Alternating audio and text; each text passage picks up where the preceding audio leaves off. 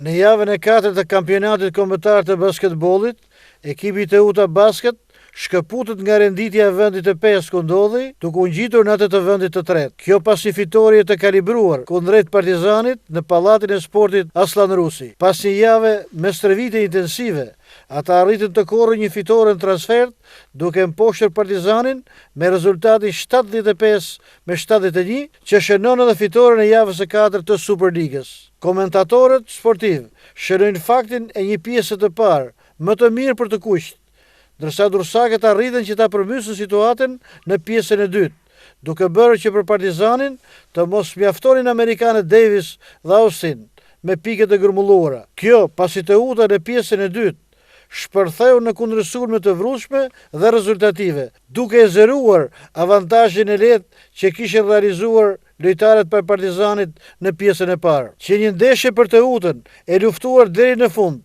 ku ekipi tregoi karakter dhe vendosmëri për të rikthyer ritmin e fitores. Pas një pjese të parë që ekipi e mbylli me dizavantazh me 9 pikë, fal një lojë të mirë ekipore në pjesën e dytë dhe një mbrojtje solide, djemtë e detit arritën të përmysin rezultatin dhe ta mbyllin me fitore krejt takimin. Pikëshënuesit më të mirë në këtë betejë sportive për Teutën ishin kapiteni Krisi Gorea me 19 pikë, i ndjekur nga amerikani Farr me 16 dhe kanadezja Bay Ring me 15.